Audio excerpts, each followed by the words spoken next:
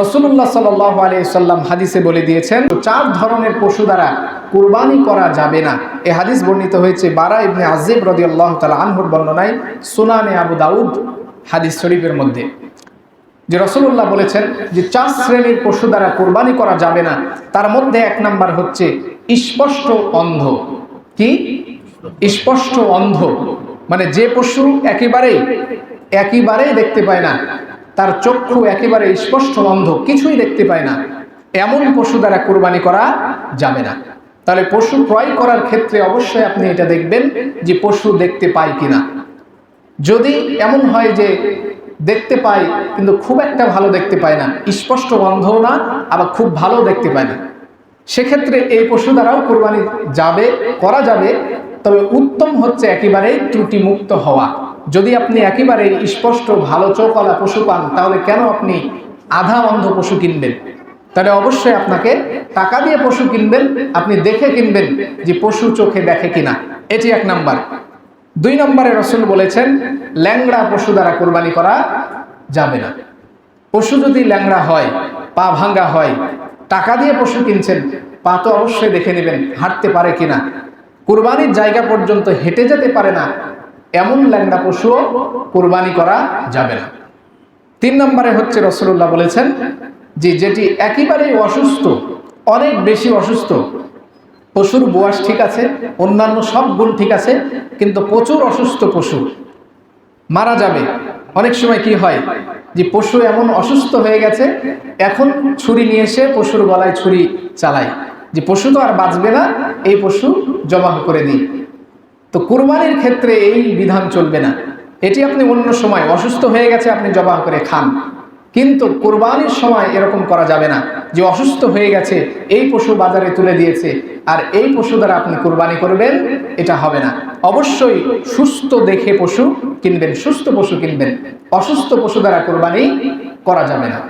চার নম্বরে রাসূলুল্লাহ বললেন যেটা অতিমাত্রায় দুর্বল হয়ে গেছে, অনেক বেশি বয়স হয়ে গেছে, এত বেশি বয়স যার কারণ থেকে তার পায়ের মধ্যে যে হাড্ডির মধ্যে অস্থিমজ্জা থাকে, সেই অস্থিমজ্জাও নাই। হাড্ডির ভিতরে একটি ক্যালসিয়াম জাতীয় থাকে না পদার্থ, তো এত বেশি বয়স হয়ে গেছে, বয়সের কারণে হাড় ছাড়া আর কিছুই নাই। তো এরকম অতিমাত্রার বয়স পশু, যেগুলো খুবই বয়স বেশি হয়ে গেছে, খুবই বয়স বেশি হওয়ার কারণে তার পশুত্বই নষ্ট হয়ে গেছে, এইরকম পশু দ্বারাও, অতি বয়স্ক পশু দ্বারাও রাসূলুল্লাহ কুরবানি করতে নিষেধ করেছেন। তাহলে হাদিসে এই চার শ্রেণীর পশু দ্বারা কুরবানি করতে নিষেধ করা হয়েছে। এই চার শ্রেণীর পশু দ্বারা কুরবানি বৈধ হবে না, কুরবানি করা যাবে না। হাদিসে এই চারটি গুণ, মানে চারটি দোষের কথা বলা হয়েছে।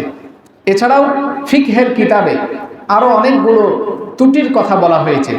যেমন যে প্রাণীর শিং একেবারেই নাই, মানে শিং একেবারেই ভাঙ্গা শিং, অথবা জন্মগতভাবে একটা শিং নাই, এরকম পশু দ্বারাও কুরবানি বৈধ হবে না। আবার যে পশুর একেবারে লেজ কাটা, লেজ নাই, এরকম অনেক পশু আছে, এই লেজ কাটা পশু দ্বারাও কুরবানি করতে নিষেধ করা হয়েছে ফিকহের কিতাবে। এবং যে সমস্ত পশুর মানে অন্যান্য ত্রুটি রয়েছে, বিশেষ করে আরেকটি গুণ দোষের কথা এসেছে যে যে সমস্ত প্রাণী নাপাক জাতীয় খাদ্য গ্রহণ করে, মানে নাপাক ভক্ষণ করে, দেখবেন অনেক প্রাণী মানে যেটা পায় সবগুলোই নাপাক খাবার খেয়ে ফেলে। তো এরকম নাপাক খাবার যে সব প্রাণী খায়, এটা দেখেও ওই প্রাণী দ্বারা কুরবানি করতে নিষেধ করা হয়েছে। সম্মানিত হাজিরিন, তাহলে পশুর ত্রুটির মধ্যে এসব ত্রুটিগুলো ভালোভাবে দেখে যাচাই বাছাই করে পশু কিনবেন, যে পশুটি চোখে দেখে কিনা, পশুটি পায়ে হাঁটতে পারে কিনা, পশুটি অতিমাত্রায় বয়স্ক কিনা, পশুটি একেবারে অসুস্থ হয়ে গেছে কিনা। এসব ত্রুটি যদি না থাকে, ত্রুটিমুক্ত যদি থাকে, তাহলে এই ত্রুটিমুক্ত পশু দেখে আপনি পশু ক্রয় করবেন। অবশ্যই এটি আপনি দেখে নেবেন, তার কারণ এই সমস্ত গুণ কোরবানি কবুল হওয়া না হওয়ার উপর নির্ভরশীল। এই সমস্ত গুণ যদি পরিপূর্ণ হয়, পশু যদি ত্রুটিমুক্ত হয়, আপনার নিয়ত যদি ভেজাল মুক্ত হয় এবং আল্লাহকে সন্তুষ্ট করার উদ্দেশ্য হয়, তাহলে আপনার কুরবানিটি আল্লাহ তাআলা কবুল করে নেবেন। কিন্তু পশু ত্রুটিমুক্ত, নিয়তে ত্রুটিযুক্ত হয়ে গেছে, আরো টাকার মধ্যে সমস্যা হয়ে গেছে, এই রকম যদি হয়ে থাকে তাহলে আপনার কোরবানিটি বাদ হয়ে যাবে।